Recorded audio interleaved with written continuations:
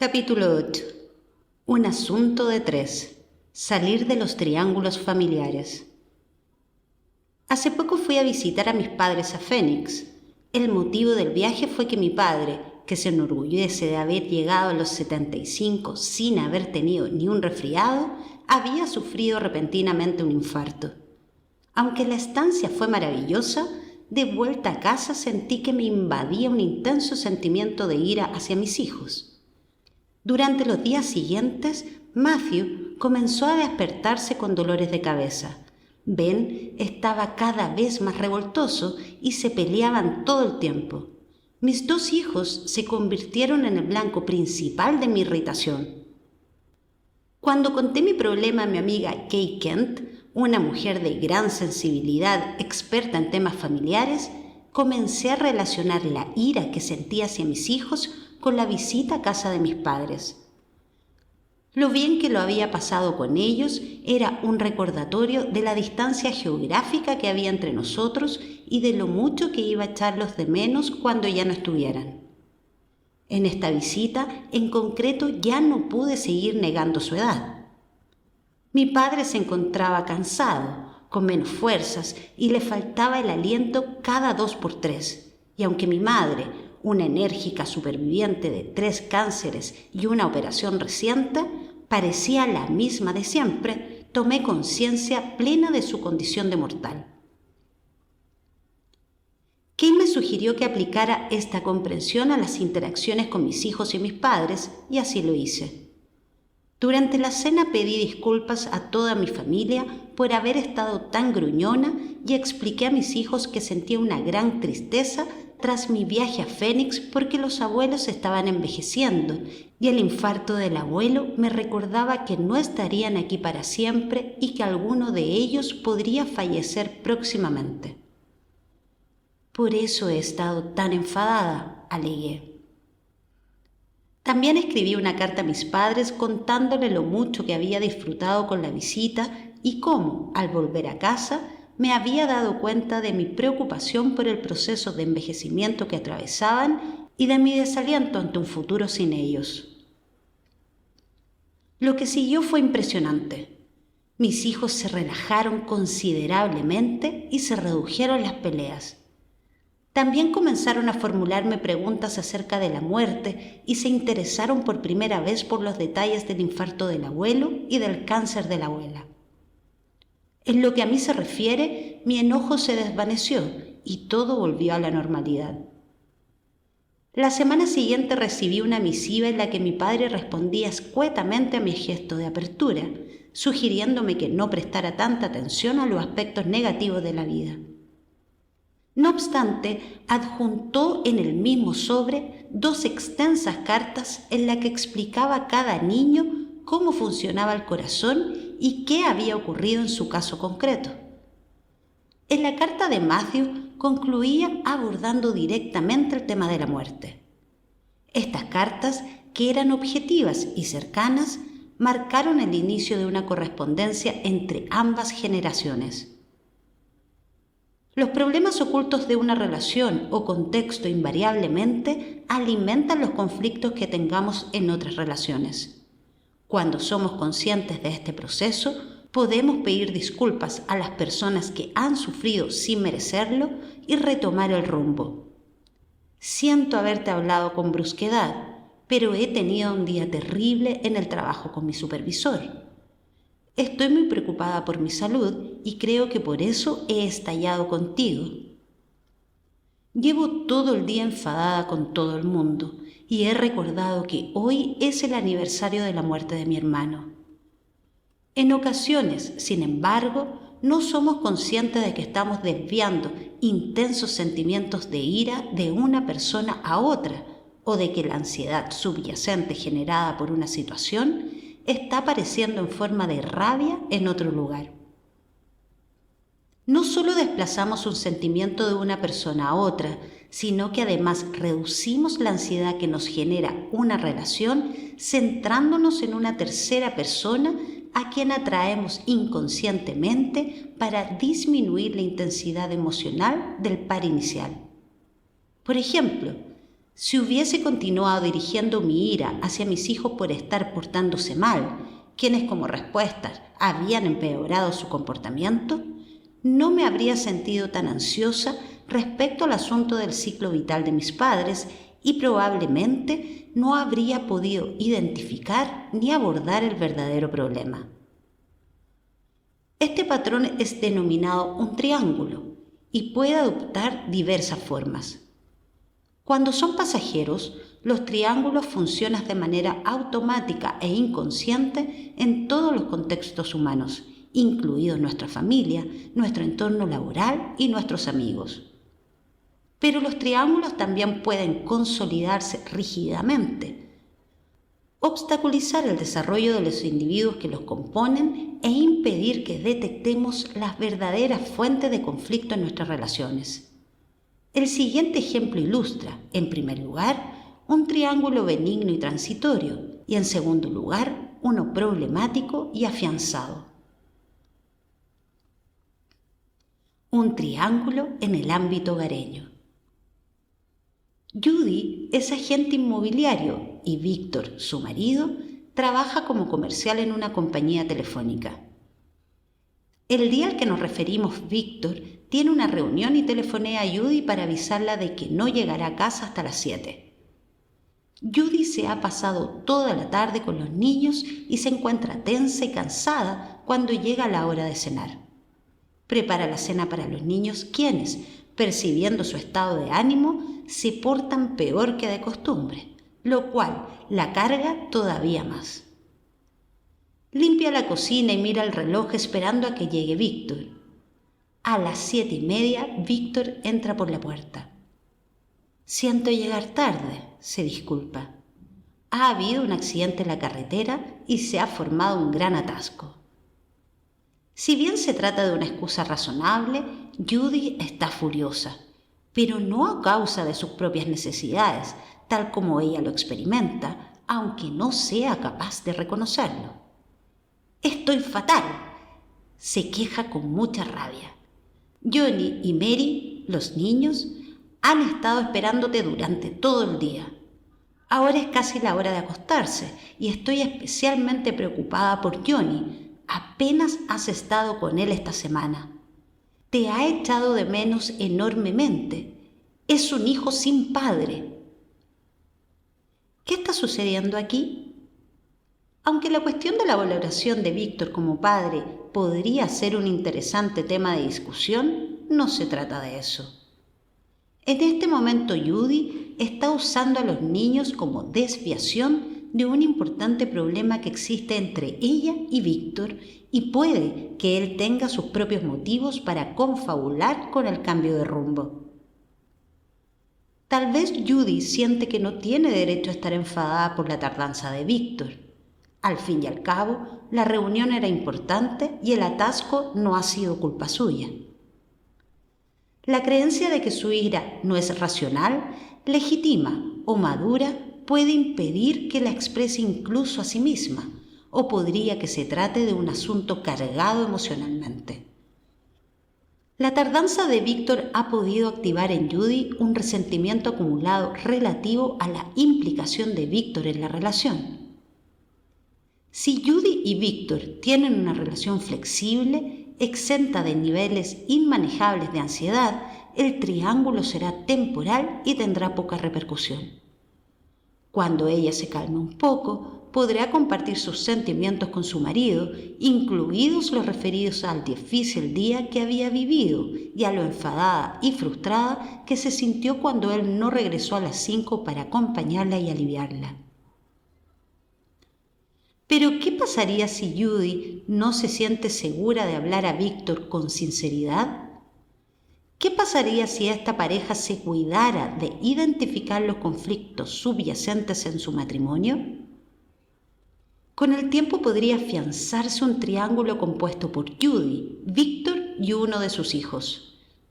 Tal vez Judy descargue su rabia con uno de sus hijos de forma sistemática en lugar de con Víctor, o quizás intensifique su relación con Mary o Johnny de una forma que contribuya a mantener la calma en el ámbito conyugal. Esto puede ocurrir de varias maneras. Ella y Johnny podrían formar una relación demasiado estrecha que compensara el distanciamiento que existe entre ambos cónyuges y ayudara a mantener al padre en una posición externa en la familia. O podría quejarse con su hija de su marido en lugar de restringir estos asuntos al ámbito de la pareja al que pertenecen.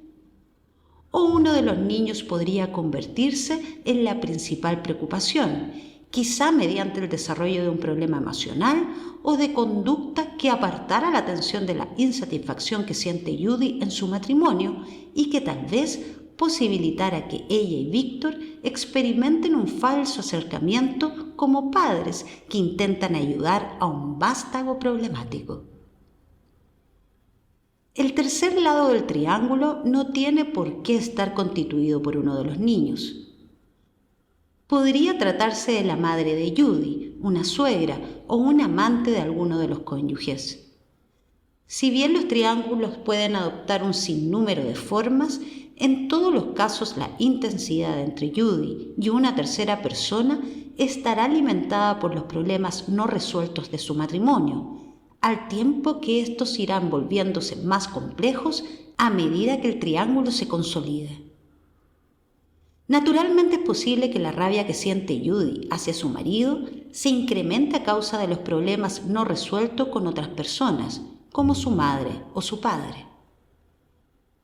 Personas de ambos sexos y de todas las edades participan en múltiples triángulos que se entrelazan y pueden abarcar varias generaciones. Pero, como hemos visto, las mujeres solemos experimentar un miedo exagerado a crear problemas en una relación importante con un hombre. De este modo, es probable que evitemos el enfrentamiento directo y desviemos la ira a través de una relación con una persona menos poderosa, como un niño u otra mujer. ¿Cómo funcionaría esta clase de triángulo en el ámbito laboral? Un triángulo en el trabajo. Melissa era una chica joven y brillante que fue nombrada directora de enfermería en una pequeña clínica privada dirigida casi exclusivamente por hombres. Resultó que se trataba de un puesto más bien simbólico que en realidad le proporcionaba escasa autoridad.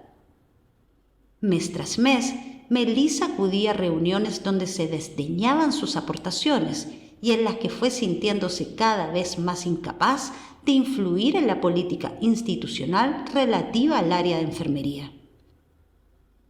La gratitud que experimentaba por hallarse entre los pocos elegidos, el pavor que le producía su ira hacia la autoridad masculina y el temor inconsciente de que una mayor claridad personal pudiera conducirle a un enfrentamiento que le hiciera perder la aprobación de sus superiores, le impedía enfadarse y afrontar los problemas directamente. Así las cosas, Melissa acostumbraba a mostrarse deferente con los hombres que ocupaban puestos directivos y a protegerlo de las críticas de otras mujeres. Quizás este comportamiento le había ayudado de alguna manera a obtener el puesto de directora. Melissa comenzó a gestionar su ansiedad e ira subyacentes de un modo triangular. En primer lugar, comenzó a supervisar a las enfermeras atentamente y a intervenir al menor indicio de problemas. Con el tiempo, se volvió cada vez más reactiva con una enfermera en particular, Susan, quien se convirtió en el tercer lado del triángulo. Susan era una chica joven, franca y muy capaz, que no era especialmente celosa del cumplimiento de las reglas ni de las fechas límites de entrega de la documentación y que expresaba con facilidad esa ira hacia la autoridad masculina que Melissa no podía exteriorizar. Melissa reaccionaba desproporcionadamente ante cualquier descuido que tuviera esta enfermera o ante el incumplimiento del plazo de entrega de los documentos y comenzó a considerarla como un problema especial que debía vigilarse. Por ejemplo, escribió largas notas a otras de las supervisoras de Susan quejándose de su demora en lugar de hablar directamente con la interesada. Cuando se disparó la ansiedad de Susan, ésta empeoró las cosas sin darse cuenta, tratando de ganar aliadas entre sus compañeras para criticar a Melissa. Las tensiones entre las dos mujeres siguieron creciendo. El retraso de Susan con el papeleo se convirtió en un problema realmente serio y, al cabo de 6 meses, Melissa la despidió con el beneplácito de sus superiores. Melissa y Susan estaban implicadas en un triángulo que tenía su origen en los niveles más altos de la organización. La relación entre Melissa y la autoridad masculina podía permanecer en calma y sin conflicto porque la ira subyacente estaba expresándose en un nivel inferior de la jerarquía, en este caso a costa de Susan. Melissa no dio ningún paso para empoderar a las enfermeras dentro de la organización, y este era el tema candente, no hablado ni reconocido con sus superiores. Así pues, ¿era Melissa la causa del problema? ¿Comenzó con ella? Desde luego que no. Si Melissa hubiera trabajado en una institución donde las mujeres tuvieran poder real y donde ocupar un puesto directivo, siendo mujer, no hubiera sido una excepción a la norma, su comportamiento habría sido bien diferente. De hecho, diversos estudios han revelado que las mujeres que tienen puesto de poder en entornos mayoritariamente masculinos no son capaces de definir su individualidad claramente ni de reconocer satisfactoriamente problemas típicamente femeninos hasta que no se alcanza un cierto equilibrio entre el número de hombres y de mujeres. No puede culparse a nadie de que Susan acabará siendo el chivo expiatorio, ni tampoco puede decirse que fuera una víctima indefensa de las circunstancias sin influir en su destino. En el mejor de los mundos podríamos imaginar relaciones individuales e independientes con nuestros amigos, compañeros de trabajo y familiares que no se vean excesivamente afectadas por otras relaciones. Por ejemplo, la relación que tuviéramos por separado con nuestra madre y con nuestro padre dejaría de estar tan determinada por el hecho de que ambos estuvieran en discordia. Estaríamos fuera de los conflictos de los demás y evitaríamos que otras personas se entrometieran en los nuestros. Si estuviéramos enfadadas con Sue, hablaríamos con ella sobre el tema y no nos quejaríamos de Sue a Sally. No desplazaríamos ni la ira ni la intensidad de una relación a otra. Esto sería lo ideal. Sin embargo, tan solo logramos hacerlo en parte. Los triángulos están presentes en todos los sistemas humanos. Cuando la ansiedad entre dos personas aumenta o comienzan a surgir los conflictos, se atrae de forma automática e inconsciente a una tercera persona. Todos participamos de numerosos triángulos entrelazados de los que ni siquiera somos conscientes. Aunque muchos de ellos no son especialmente problemáticos, algunos sí podrían serlo. ¿Cómo podemos salir de algo de lo que no hemos tomado conciencia? La comprensión de los triángulos requiere que no perdamos de vista dos cosas. Primero, ¿qué problemas que no han sido resueltos ni afrontados con personas importantes para nosotras, a menudo alguien de una generación anterior, están expresándose en nuestras relaciones actuales? Sentirnos furiosas con alguien cercano puede señalar que cargamos con fuertes emociones que no reconocemos procedentes de otra relación significativa para nosotras. Segundo, ¿qué papel representamos en el mantenimiento de patrones triangulares que nos impiden seguir avanzando? Para averiguarlos, hemos de emprender la compleja tarea de observar nuestros patrones relacionales de 3 participantes. Examinemos un triángulo clave en una familia en que la ira y la ansiedad campaban a sus anchas. Un triángulo generacional en acción. La familia Kessler. Estoy aquí porque estoy preocupada por mi hijo Billy, explicó la señora Kessler, quien había llamado a la Fundación Menninger con objeto de pedir ayuda para su hijo mayor y aliviar un poco de sus sentimientos crónicos de ira y estrés. Siempre ha sido un niño bastante bueno, pero desde este año que ha pasado a tercer grado, ha empezado a tener problemas en el colegio. Él y su padre se han enfadado por ese tema y su relación está deteriorándose. He hecho todo lo que he podido para cambiar la situación entre ellos e he intentado que Billy sea más responsable en el colegio, pero no ha servido de nada. Estoy enfadada con Billy y también con John, mi marido, por tratar de solucionar el problema mediante el castigo. He tratado de que John me acompañara, pero no está interesado. Piensa que los terapeutas son unos charlatanes y que todo esto no son más que bobadas.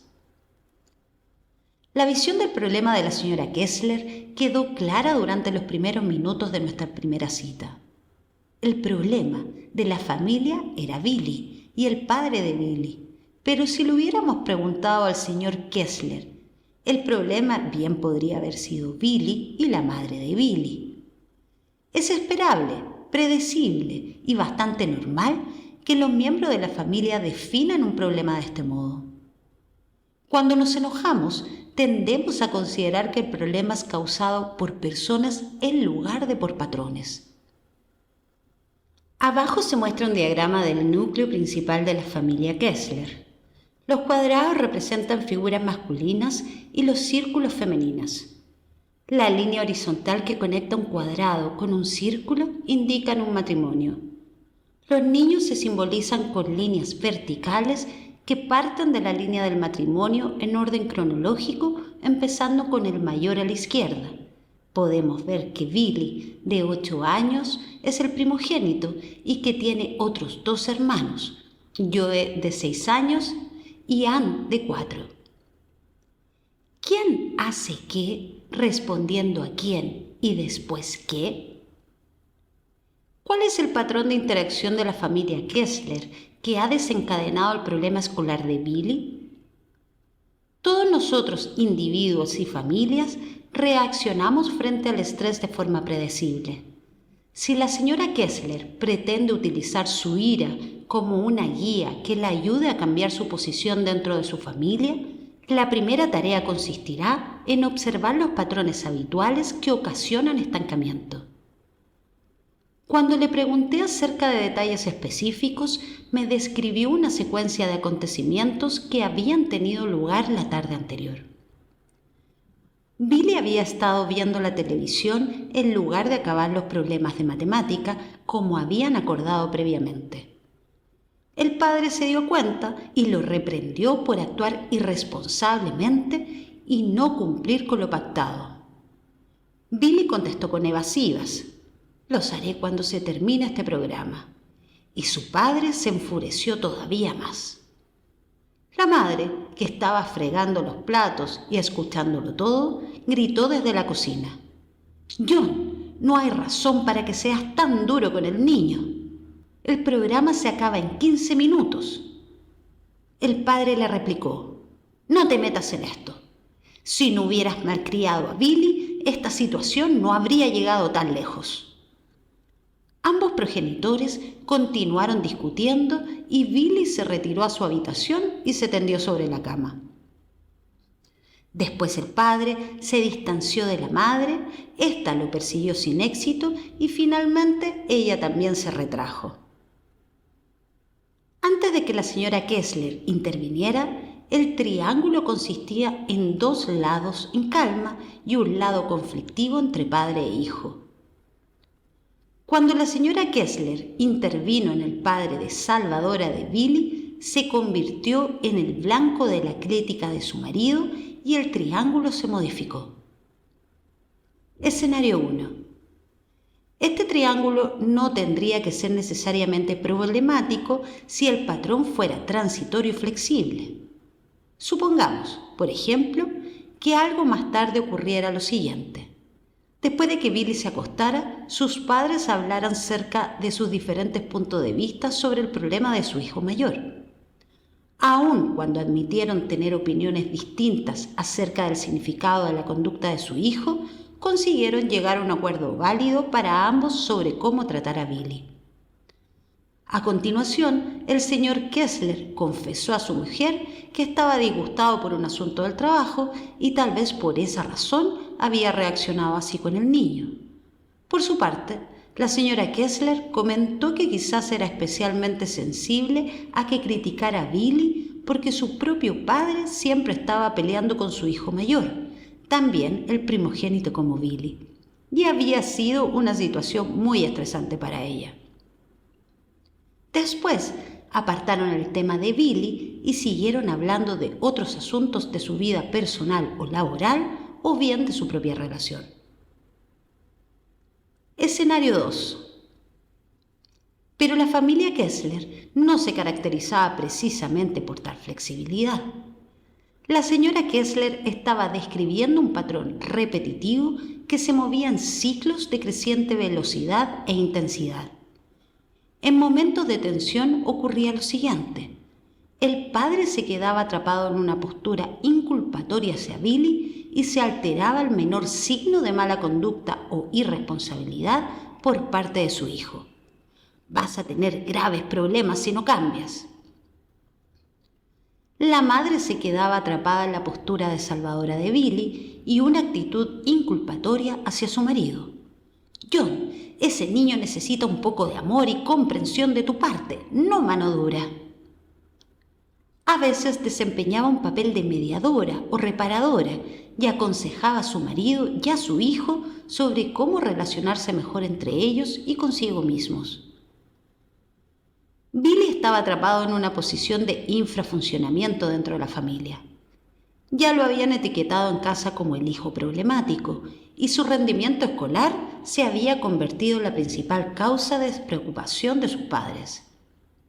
Por último, aunque igualmente importante, el matrimonio Kessler estaba estancado en un círculo vicioso de enfrentamiento sobre cómo criar a los hijos, en el que él defendía la ley y el orden y ella el amor y la comprensión. La intensidad emocional de sus peleas desviaba la atención de otros asuntos importantes del matrimonio y sus vidas personales que quedaban ocultos. ¿Y ahora qué, señora Kessler? Durante las semanas siguientes, la señora Kessler aprendió a observar su propia ira, así como los patrones de interacción existentes en su familia en torno a la conducta problemática de Billy. Ahora podía identificar más claramente su característico estilo de manejar el estrés. Se dio cuenta de que representaba el papel de salvadora de Billy, mantenía una postura inculpatoria a su marido y, en ocasiones, hacía de mediadora entre padre e hijo. La señora Kessler también tomó conciencia de que su participación en ese antiguo patrón no era eficaz. Cada vez que intentaba defender a Billy, su marido lo interpretaba como que estaba poniéndose del lado del niño y desviaba sus críticas hacia ella. Pues bien, ahora estaba preparada para pensar en otras alternativas de actuación. Quitarse de en medio. Cuando perseveramos en nuestros infructuosos esfuerzos para intervenir en otra relación, formamos parte de un triángulo. La tarea más difícil que tenía por delante la señora Kessler era dejar que su marido y su hijo se las arreglaran solos y gestionaran su relación sin ella. He aquí lo que hizo.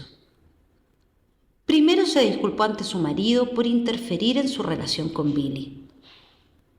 Admitió que podía haber empeorado las cosas al pensar que tenía respuestas o recomendaciones para mejorar la relación entre ambos.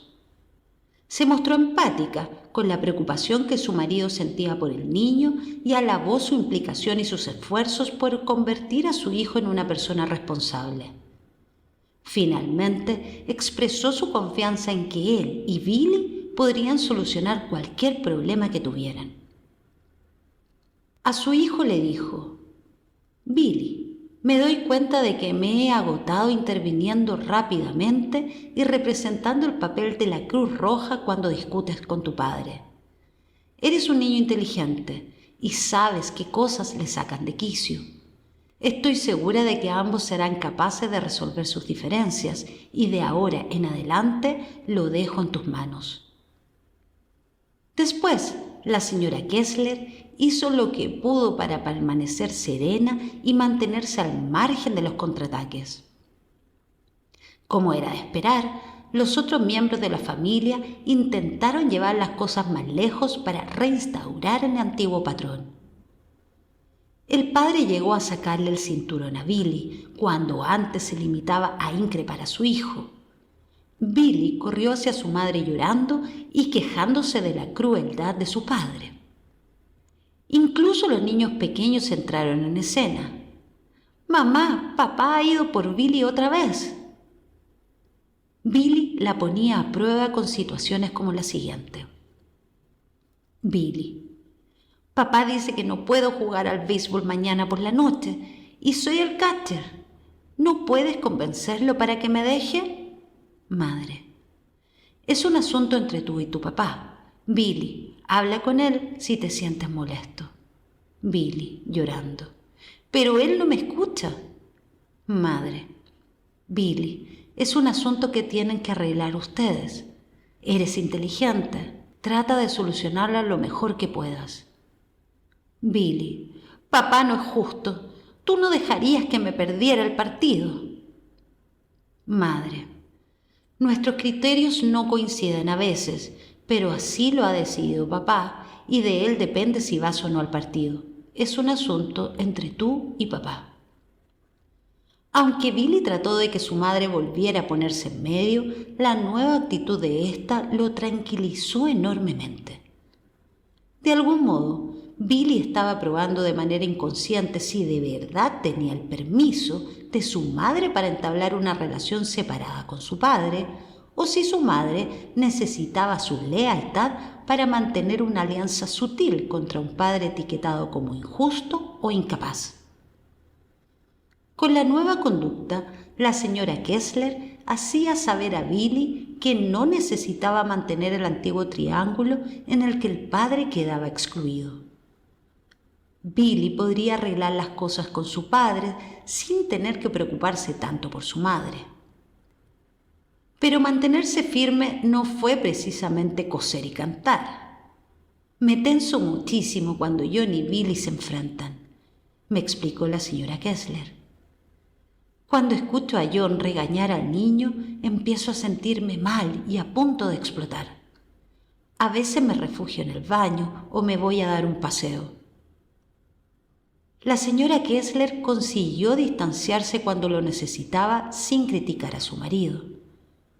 También le explicó sosegadamente y sin reproches lo siguiente: «Cuando tú y Billy se enfrascan, a veces reacciono sintiéndome mal e incómoda.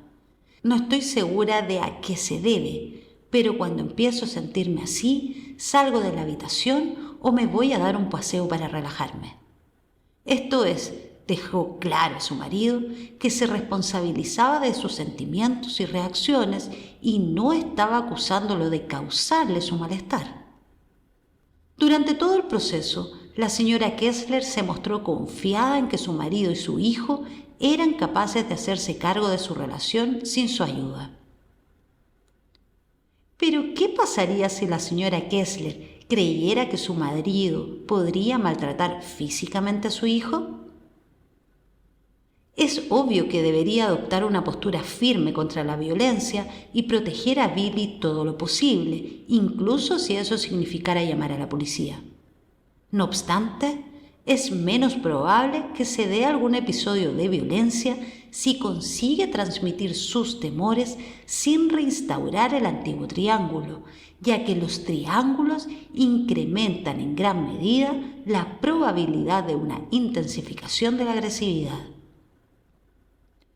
Por ejemplo, podría comentar a su marido, si puede ser en un momento de relativa calma: «Necesito decirte que tengo miedo de que las cosas se pongan tan feas entre tú y Billy que el niño acabe sufriendo algún daño físico. Aunque sé que no puedo resolver vuestro problema, no soporto la violencia. Si ocurre algo, haré lo que sea necesario para separarlos. A Billy podría explicarle algo parecido. Sé que a la larga tú y tu padre tendrán que solucionar vuestros problemas, pero como le dije ayer a papá, intervendré si veo que los ánimos se caldean tanto que alguien pueda resultar lesionado. Adoptar una actitud responsable con cada uno no implica recaer en el antiguo patrón. ¿Qué pasó en la familia Kessler cuando la madre salió del triángulo? El señor Kessler se volvió menos reactivo ante los problemas y provocaciones de Billy y comenzó a actuar con menos prontitud e intensidad. Por su parte, Billy empezó a responsabilizarse más de su propia conducta y sus problemas escolares prácticamente desaparecieron. La relación entre padre e hijo mejoró mucho. ¿Quiere decir esto que la familia Kessler vivió feliz para siempre? No exactamente. Primero, la madre y Billy comenzaron a tener un conflicto abierto en su relación. Además, surgieron problemas conyugales relativos a la intimidad y al distanciamiento, y el señor Kessler se deprimió y me pidió una cita a pesar de su rechazo a la psicoterapia. ¿Por qué sucedió esto? Los triángulos sirven para tapar problemas que nos generan ansiedad, y esta es la razón por la que todos participamos en ellos. Cuando un triángulo se deshace y comenzamos a tener una relación independiente con cada miembro de la familia, sin la interferencia de una tercera persona, emergen los problemas ocultos. A pesar de la dificultad que entraña desde una perspectiva emocional, esto nos brinda la oportunidad de dejar de centrarnos en los otros y examinarnos con mayor atención a nosotras mismas. Mirar atrás, nuestra primera familia. Cuando las cosas se estabilizaron con Billy, el siguiente paso que debieron dar sus padres fue dirigir la atención a sus familias de origen y recopilar información sobre su pasado. Cuando un niño o cónyuge está infrafuncionando y se ha convertido en el blanco principal de nuestra ira o preocupación, resulta útil echar un vistazo a un panorama familiar más amplio. Ampliar el enfoque nos ayuda a arrojar luz sobre varios interrogantes. ¿Por qué Billy se convirtió en el niño problemático de la familia en lugar de alguno de sus hermanos pequeños? ¿Por qué las interacciones familiares se caldearon repentinamente cuando Billy pasó a tercer grado? ¿Por qué el señor Kessler se mostraba tan reactivo frente a la cuestión de la responsabilidad de su hijo? ¿Por qué la señora Kessler era tan reactiva hacia el enfrentamiento entre su marido y su hijo? ¿Por qué el señor Kessler se deprimió después de que él y Billy resolvieran sus conflictos? Y lo más importante, ¿qué pueden hacer la señora y el señor Kessler para asegurarse de que ningún miembro de la familia infrafuncione seriamente o se convierta en un problema, como en el caso de Billy? Echemos un vistazo a un diagrama más extenso de la familia Kessler para obtener algún otro dato. Si te interesara explorar este tema en profundidad, podrías dibujar un diagrama de tu propia familia, abarcando, si puedes, al menos 3 generaciones.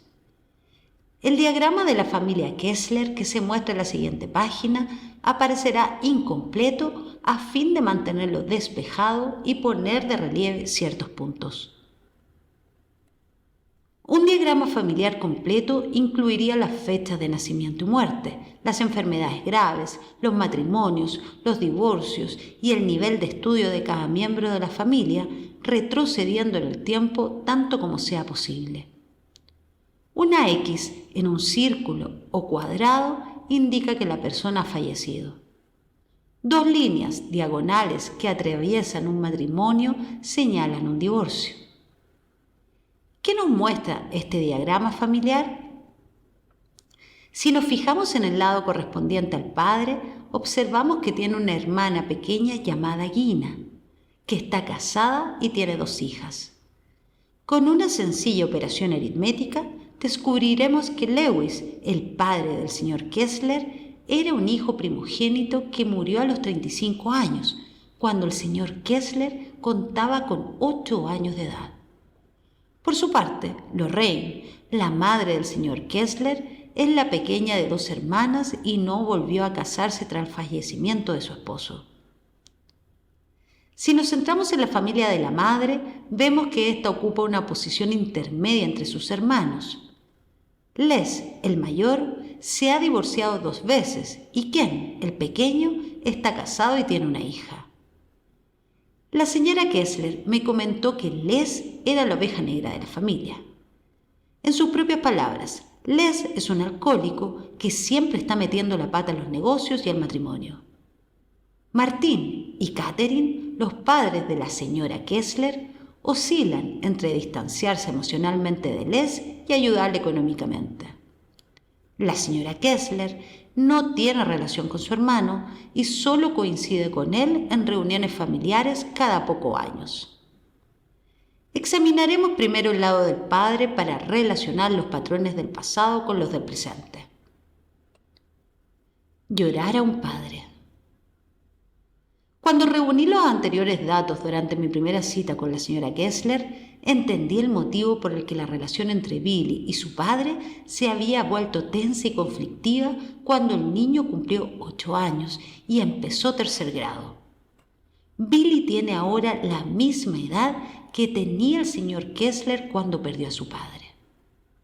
Además, el señor Kessler tiene ahora 36 años y acaba de pasar la edad en la que éste falleció. Es previsible que el señor Kessler sufriera una reacción de aniversario en ese momento y que experimentara una reactivación de emociones ocultas relacionadas con la pérdida de su padre. Cuando llegó la fecha del aniversario, el señor Kessler no rememoró la muerte de su padre ni experimentó conscientemente los sentimientos asociados de ira, ansiedad y pérdida.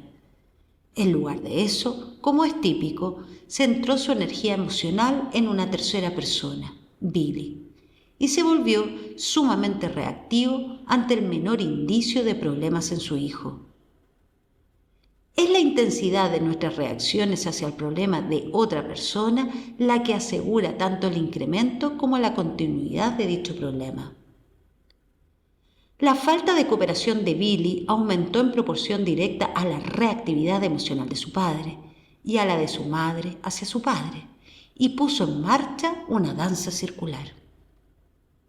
¿Por qué el señor Kessler se centró en su hijo para desahogar su ansiedad? Aun cuando se trata de una fórmula habitual con que las madres manejamos la intensidad emocional y el estrés, promovida por los condicionamientos sociales y la educación, los hombres no son inmunes a este triángulo. También podría haber surgido otros patrones triangulares. El señor Kessler, por ejemplo, podría haber tenido una aventura o haber dejado a su mujer coincidiendo con esta reacción de aniversario. Igualmente podría haberse distanciado de la señora Kessler y haberse concentrado cada vez más en el trabajo, que es un patrón masculino de gestión de la ansiedad típico. Asimismo, podría haber comenzado a infrafuncionar y a desarrollar un nuevo problema físico o emocional. O podría haber empezado a criticar constantemente a su mujer y no haberla tomado con ninguno de sus hijos.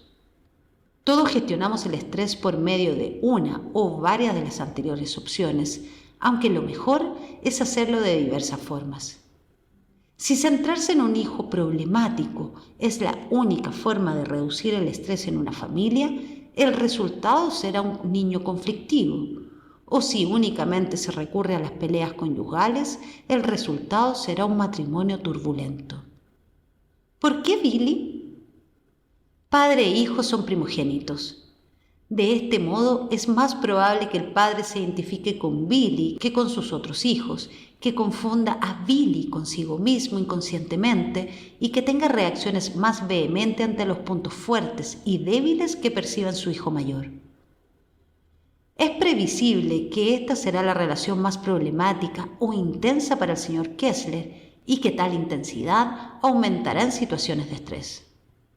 El hecho de que también el padre del señor Kessler fuera primogénito magnifica la carga emocional de su relación con Billy. El orden de nacimiento es un factor fundamental a la hora de determinar cómo nos perciben y etiquetan nuestros padres y cómo nosotros hacemos lo mismo con nuestros hijos. Sé responsable, hijo.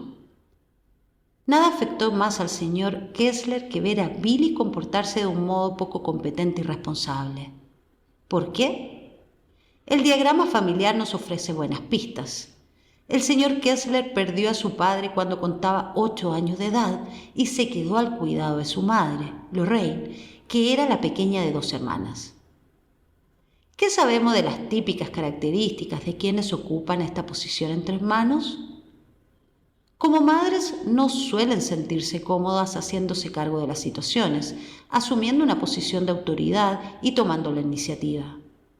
Así pues, en su papel de primogénito e hijo, tal vez el señor Kessler desarrolló sus típicas características de responsabilidad y liderazgo a una edad muy temprana, quizás tratando de ocupar el hueco que había dejado su padre y echar una mano a su madre.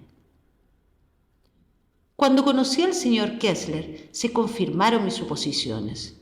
Había ejercido de hombrecito desde muy joven y su necesidad de ser un niño que pudiera despreocuparse y dejarse cuidar quedó sepultada bajo una vida de sobrefuncionamiento y preocupación por otros miembros de su familia.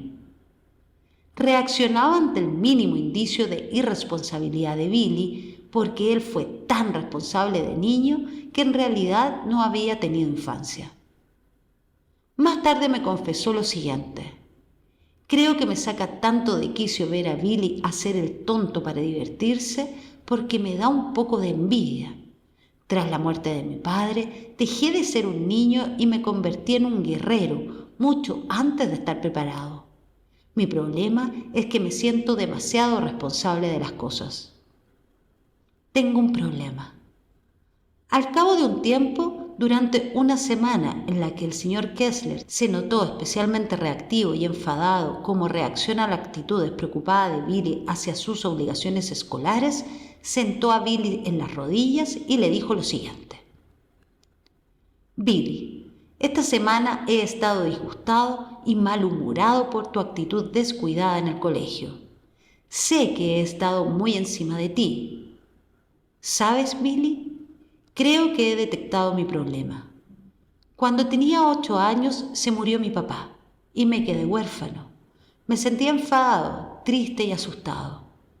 Y ahora que tú tienes 8 años, como yo en aquella época, están regresando gran parte de esos sentimientos antiguos. Y a veces mi forma de gestionarlos es atosigarte y pelearme contigo para no sentirme tan apenado por mi padre. Billy lo miró con ojos como platos. Después se quejó. Pero eso no es justo, no tiene sentido. El señor Kessler replicó: tienes razón, Billy.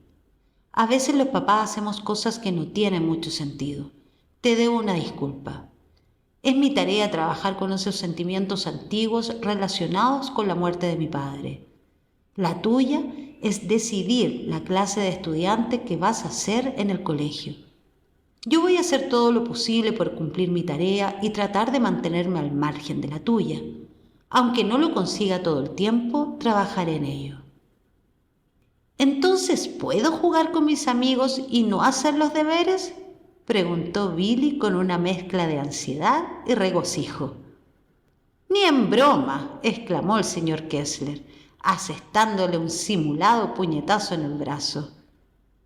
Ya conoces las reglas, muchachito, y está en tus manos seguirlas. Pero vas a tener que decidir qué clase de estudiante serás en el colegio, y es una decisión que yo no puedo tomar por ti, aunque puede que a veces lo intente. Billy permaneció callado, pero al cabo de varias semanas comenzó a formular todo tipo de preguntas sobre su abuelo Lewis. Eliminar la carga emocional de la relación con Billy no implicó una actitud permisiva e indiferente. El estilo del señor Kessler consistía en establecer normas bastante estrictas con relación al mal comportamiento. El grado de rigurosidad o tolerancia varía de una familia a otra y no constituye en sí ningún problema. Lo importante es que el señor Kessler aplique sus reglas sin implicarse emocionalmente ni culpabilizar a Billy y que deje claro a su hijo que él también está ocupándose de sus propios problemas. También es fundamental que cada padre apoye en lugar de socavar las normas fijadas por el otro, incluso si no están siempre de acuerdo. La mayoría de nosotras no pensarían compartir con nuestros hijos intimidades sobre nuestros conflictos personales, como hizo el señor Kessler o como hice yo misma, tras visitar a mis padres en Phoenix. No obstante, hay pocos métodos más efectivos de interrumpir un patrón circular. Maximizamos las posibilidades de crecimiento para todos los miembros de la familia cuando dejamos de centrar nuestra principal energía de preocupación e ira en el individuo que infrafunciona y comenzamos a compartir el conflicto que nos supone la situación. Lo anterior implica cambiar de una actitud que presupone «tienes un problema» a otra que confiesa «tengo un problema». Con el tiempo, tras hacer el trabajo de pasar el duelo por su padre y modificar su actitud de sobrefuncionamiento con su madre y su hermana, el señor Kessler pudo seguir avanzando en este sentido. ¿Y qué pasa con la señora Kessler? ¿Qué podemos predecir acerca de su reunión con Billy a partir de lo que observamos en su lado del diagrama familiar? Un hermano oveja negra. Billy ocupa el mismo puesto entre sus hermanos que Les, el hermano de la señora Kessler, considerado la oveja negra de la familia, que ha efectuado innumerables movimientos erróneos en los ámbitos laboral y amoroso. En este triángulo clave, Les desempeña el papel del miembro de la familia excluido que infrafunciona. Mientras que sus padres han adoptado una postura inculpatoria hacia él, su hermana, la señora Kessler, rompe con él y representa un papel reparador de cara a sus padres. En los momentos de calma, chismorrea con otros miembros de la familia acerca de Les y sus problemas y, cuando las tensiones aumentan, aconseja a su padre de cómo tratarlo y luego se enoja porque no le hacen caso. Así como el distanciamiento emocional entre la señora Kessler y su hermano mantiene los niveles de ansiedad bajos en esa relación, estos se activan con su relación con su hijo Billy, en parte por ser el primogénito al igual que Les, y en parte porque alguna de sus características físicas y psicológicas le recuerda a su hermano mayor. A menudo la intensidad que subyace en una ruptura no se reactiva hasta que no llega la fecha de un aniversario. Por ejemplo, cuando Billy cumpla 12 años, la edad en que Les comenzó a tener problemas, o bien 23, la edad que tenía Les cuando la señora Kessler cortó con él. En la familia Kessler, las tensiones entre la madre y Billy comenzaron a aflorar cuando ella se quitó de en medio de la relación entre su marido y su hijo, y las aguas se calmaron en ese ámbito. Hasta cierto punto, todos tendemos a confundir a nuestros hijos tanto como nosotros mismos como con otros miembros de la familia. Proyectamos en ellos quienes somos y nuestros deseos, temores y necesidades inconscientes. Este proceso de proyección se magnifica por los asuntos no resueltos con nuestros padres y hermanos. Si la madre no lleva a cabo cambios en sus familias de origen, tal vez sus proyecciones relativas a los miembros de su familia actual sean especialmente intensas. Quizás, por ejemplo, anime a Billy a ser la estrella de la familia, un niño particularmente bueno que no muestra ninguno de los atributos de oveja negra que ve en su hermano o teme en sí misma. O puede que le inquiete mucho que Billy se convierta en un niño problemático e irresponsable como Les y, sin darse cuenta, promueve este comportamiento por estar tan pendiente de ello. Billy podría percibir que su madre necesita que él sea de una cierta manera y optar por adaptarse a las necesidades maternas o bien rebelarse contra ellas. En ambos casos, tanto la señora Kessler como Billy verán mermada su capacidad de afrontar directamente el reto de su propio desarrollo personal.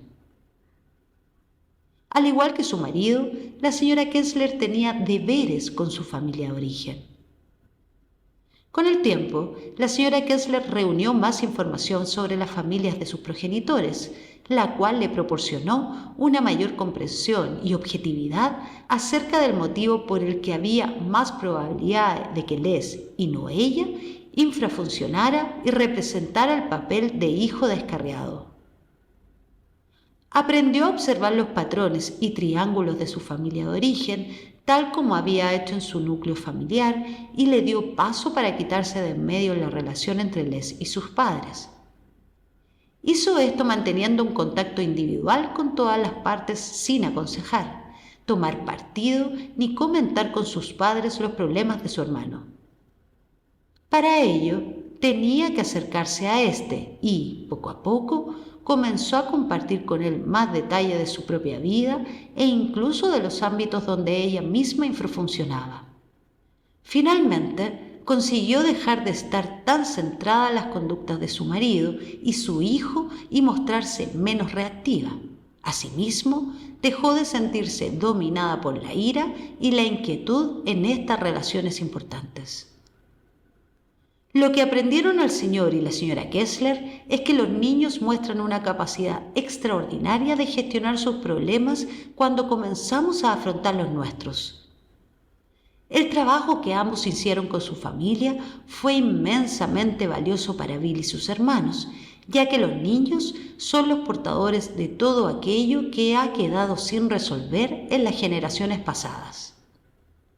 Aun cuando hablar acerca de que el señor Kessler había perdido a su padre y la señora Kessler había cortado la relación con su hermano mayor, podría parecer una desviación del tema de la ira femenina, lo cierto es que en todas nosotras somos susceptibles de tener intensas e inútiles reacciones de ira si no gestionamos abierta y directamente los problemas emocionales que arrastremos de nuestra primera familia, especialmente las pérdidas y las rupturas.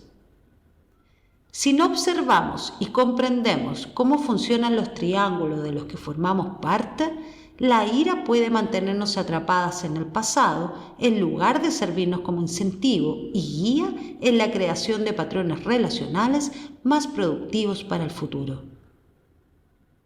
Echemos un vistazo a un triángulo familiar más simple para repasar los principales puntos que hemos aprendido acerca de la observación y modificación de los patrones relacionales entre tres personas.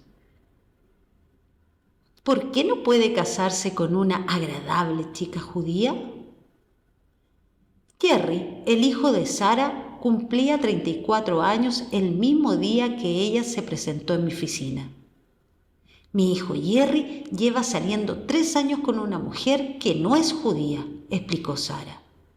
Esta chica, se llama Julie, no es buena para él y encima tiene terribles problemas personales. Mi marido y yo sabemos que será desgraciado si se casa con ella, pero mi hijo no atiende razones. Si bien Sara me contó que estaba muy preocupada por Jerry, era evidente que también estaba sumamente enfadada. De hecho, una atmósfera de tensión e ira crónicas impregnaba la relación. Según descubrí, Jerry era el pequeño de 2 hermanos y seguía viviendo con sus padres. Aunque se había licenciado con honores en la universidad, había cambiado de trabajo en múltiples ocasiones desde entonces y su falta de dirección era una fuente de preocupación para sus padres. Por entonces, Jerry ocupaba una posición de infrafuncionamiento en su familia. A estas alturas, la historia de Sara nos resultará bastante familiar. Se esfuerza cada vez más por cambiar a su hijo, a pesar de que tal empeño solo sirve para perpetuar el antiguo patrón de la relación. ¿Cuál es ese patrón? Según la descripción de Sara, primero culpabiliza y después se distancia estresada. Unas veces culpa a Julie, no muestra mucha consideración por los demás, ¿verdad? Y otras acusa a Jerry. Creo que te estás rebelando contra tu familia en lugar de tomar una decisión madura. Cuando Jerry defiende a Julie o a sí mismo, Sarah se enfrenta con él y después se retrae. Mientras esto tiene lugar, el padre de Jerry se distancia de ambos y después vuelve a acercarse a su mujer gracias a la preocupación por Jerry que ambos comparten. Según la descripción de Sarah, ella ocupa la posición de excluida en el triángulo clave entre ella, Jerry y Julie. Cuando Sarah censura a Julie ante su hijo, implícitamente está invitándolo a él a ponerse de parte de ella en contra de su novia.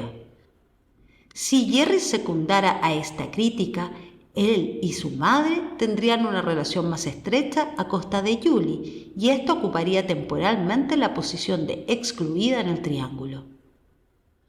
Lo que suele suceder, sin embargo, es que Jerry sale en defensa de Julie, lo cual Sarah experimenta como hostilidad hacia ella. En ese momento es probable que se produzca un conflicto entre madre e hijo. ¿Por qué Sarah no debería comunicar a su hijo su desaprobación con respecto a que salga con una mujer no judía? En realidad, sí debería hacerlo. Sarah tendría que sentirse libre de compartir sus pensamientos y sentimientos sobre asuntos importantes como este con Jerry. Podría, por ejemplo, dar a conocer a su hijo el problema que le genera la situación. Sin embargo, lo que hace es criticar, aconsejar y acusar. En realidad, no habría nada de malo en lo anterior si Sarah se sintiera a gusto así, pero no es el caso. Según su exposición de los hechos, sus interacciones con Jerry acaban a menudo en conflicto y o distanciamiento. Este patrón lleva funcionando durante mucho tiempo y Sarah se siente enojada y descontenta. ¿Qué precio tendrá que pagar esta familia por perpetuar el orden establecido? El antiguo patrón mantendrá a Sarah y a su hijo estrechamente unidos, si bien es cierto que se tratará de una proximidad negativa, como le ocurría a Maggie y su madre, que se peleaban sobre el bebé para evitar negociar su separación e independencia. En este caso, el triángulo entre madre, hijo y novia sirve para reducir la ansiedad en la familia al mantener ocultos otros importantes problemas existentes entre ellos. También protege a Jerry y Julie frente al reconocimiento de las dificultades y los conflictos presentes en su propia relación. ¿Qué puede hacer Sarah para salir del triángulo? Los ingredientes esenciales para escapar de un triángulo son mantener la calma, quedarse afuera y perseverar.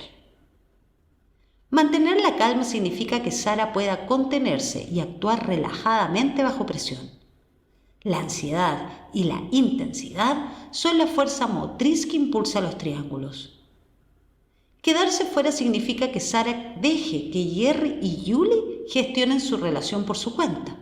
Implica, por lo tanto, abstenerse de aconsejar, ayudar, criticar, acusar, arreglar, sermonear, analizar o tomar partido frente a sus problemas. Perseverar significa que Sarah mantenga una cercanía emocional con su hijo y también establezca cierto contacto emocional con Julie. Tal vez Sarah se distancie temporalmente cuando se caldeen los ánimos, pero cuando quedarse afuera implica cortar la relación, los patrones suelen quedarse como estaban. Nuevos pasos para una antigua danza. Cuando Sarah estuvo preparada para salir del antiguo triángulo, tuvo lugar el siguiente diálogo. ¿Sabes, Jerry? Te pido disculpas por haberte puesto tan difícil el tema de Julie. No podía soportar pensar que mi hijo iba a casarse con una mujer que no es judía y sigo sin poder aceptarlo con facilidad. A veces me siento muy enojada y dolida y me temo que has sido el blanco de todo esto. Pero estoy empezando a darme cuenta de que soy responsable de mis sentimientos y que tú no tienes la obligación de hacerme feliz. Tu tarea consiste en encontrar la mejor relación para ti y solo puedes decidir si eso está ocurriendo con Julie. Desde luego, yo no puedo tomar esa decisión por ti y ni siquiera saber qué es lo mejor. Apenas le he dado una oportunidad a Julie. Jerry se quedó mirando a su madre como si se tratara de un extraterrestre. Aunque te he agobiado con el tema, continuó Sara, sé que eres perfectamente capaz de realizar la mejor elección sin mi ayuda. ¿Sabes? El otro día me acordé de algo. Antes de conocer a tu padre salí con un chico que desagradaba a mis padres. Nunca me enfrenté a ellos realmente, aunque era una mujer adulta con independencia económica. ¿Sabes lo que hacía? Salía de casa a hurtadillas y lo veía en secreto. Más tarde, cuando mis padres rechazaron tan categóricamente a tu padre, nos fugamos para casarnos. Sara soltó una gran carcajada y Jerry cerró la boca, que había permanecido abierta hasta entonces. Miró a su madre con curiosidad. Era la primera vez que ella compartía con él anécdotas personales directamente relacionadas con el conflicto que mantenían ambos. ¿Saliste alguna vez con un hombre que no fuera judío?, preguntó Jerry, no sabiendo qué respuesta esperar. La verdad es que nunca me lo planteé. No creo que hubiera sido posible. Estaba descartado. Sara se quedó pensativa y luego continuó. Pero esa era yo en otro tiempo. Tú y yo somos diferentes personas. Si bien Sara se sintió maravillosamente bien tras esta conversación, esa noche se acostó algo abatida. Se sentía molesta con Paul, su marido, e inició un enfrentamiento con él que la ayudó a aliviar un poco la tensión que sentía por el cambio que estaba llevando a cabo con su hijo. Lo que percibía Sara era simplemente la incomodidad que sentimos cuando comenzamos a movernos de un modo distinto en un antiguo patrón e iniciamos una relación más independiente y madura con otro miembro de la familia. Como hemos visto, las presiones para reinstaurar el anterior patrón son tanto internas como externas. Al cabo de 2 semanas, Sara tuvo que pasar más de una prueba con relación a su resolución de cambio. Jerry insinuó que él y Julie estaban pensando en casarse. Sara fue capaz de mantener la calma y contenerse, aunque no ocultó que siempre había esperado tener una nuera judía. Su actitud transmitía respeto por la decisión de su hijo y reconocimiento de que solo a él le correspondía la tarea de escoger a su futura mujer. Después Jerry siguió contraatacando de diferentes maneras y empezó a criticar a Julie delante de su madre. ¿Sabes, mamá? Hoy era el cumpleaños del padre de Julie y no he conseguido que lo llame o vaya a visitarlo. Jerry comenzó a invitar a su madre a participar en la crítica hacia Julie con mayor frecuencia e ingenio, y Sara se mordía la lengua para no picar el anzuelo. Le contestaba: bueno, tú la conoces mucho mejor que yo. Quizás puedas hablar con ella al respecto y contarle tus sentimientos. O, sea cual sea el problema, estoy segura de que puedes resolverlo. La propia Sara estaba empezando a tener más contacto con Julie y estaba descubriendo aspectos de ellas que realmente respetaba y le agradaban. Si Sara hubiera caído en la tentación de censurar a Julie junto con su hijo, habría reinstaurado el antiguo triángulo. La única diferencia hubiera sido que Julie, y no Sara, habría ocupado la posición de excluida. Aunque cambien las posiciones de los componentes del triángulo, este permanece igual. Tal vez disminuya la ansiedad, pero a expensas de la capacidad de cada participante de identificar y solucionar los problemas que tenga con las otras personas. Si los triángulos impiden que salgan a la luz los problemas existentes entre 2 personas, ¿qué ocurre cuando se rompen?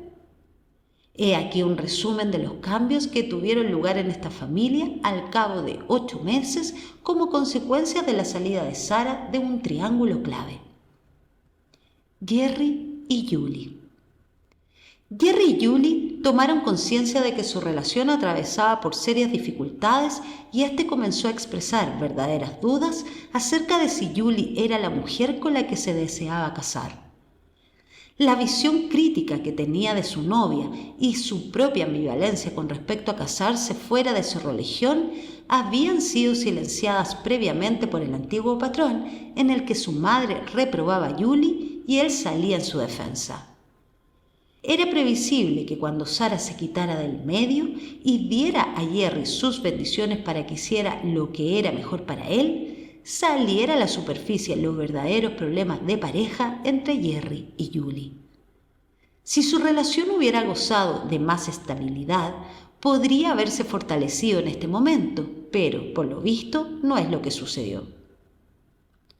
Sara y Jerry. La relación entre Sara y Jerry fue volviéndose más tranquila y abierta a medida que Sara se mostraba menos reactiva frente a la relación entre Julie y su hijo. Al dejar de centrarse en Julie, surgió la importante cuestión de negociar la separación y la independencia entre madre e hijo. Durante una de nuestras sesiones, Sara me confesó por primera vez: Julie o no Julie, estoy empezando a pensar que Jerry tiene dificultades para irse de casa. ¿Qué hace un hombre adulto viviendo todavía con sus padres? Me preguntó si habrá una conexión entre su problema con el tema de independizarse y mi problema respecto a dejarlo ir. ¿Sabes? Yo nunca me emancipé realmente de mi madre. Cuando se opuso a que me casara con Paul, nos fugamos y no le escribí durante varios meses. No tuve el coraje de decirle: te quiero, mamá, pero también quiero a Paul y se trata de mi vida. Simplemente corté con ella y no afronté el problema. Sara y Paul. Paul era un hombre tranquilo y retraído que no se sentía cómodo con la cercanía. El triángulo madre-hijo-novia le venía muy bien, porque lo dejaba fuera de esta intensa dinámica familiar y los mantenía a él y a su esposa centrados en problemas parentales en vez de conyugales.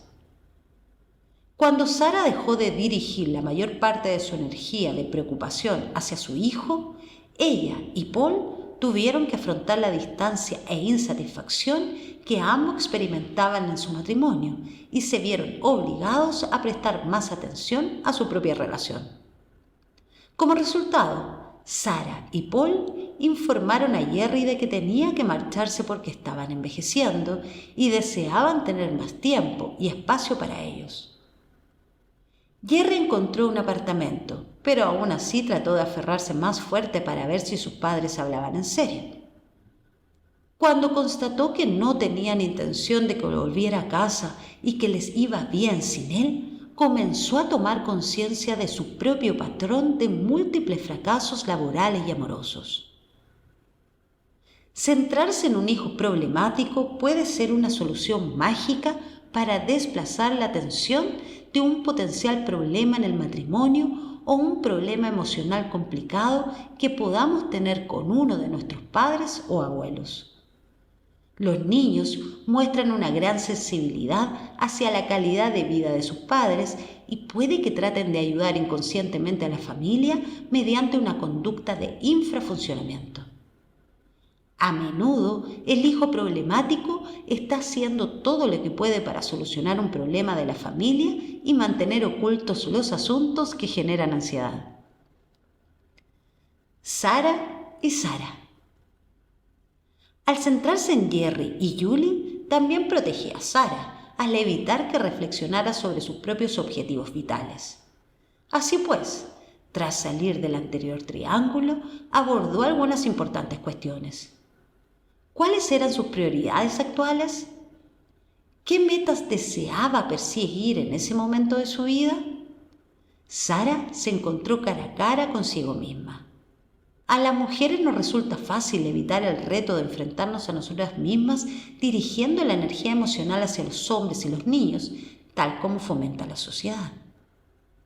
Si estás desplazando la mayor parte de tu energía emocional hacia un miembro de la familia que infrafunciona, ¿te has preguntado dónde iría toda esa energía de preocupación o rabia si ese individuo se borrara del mapa?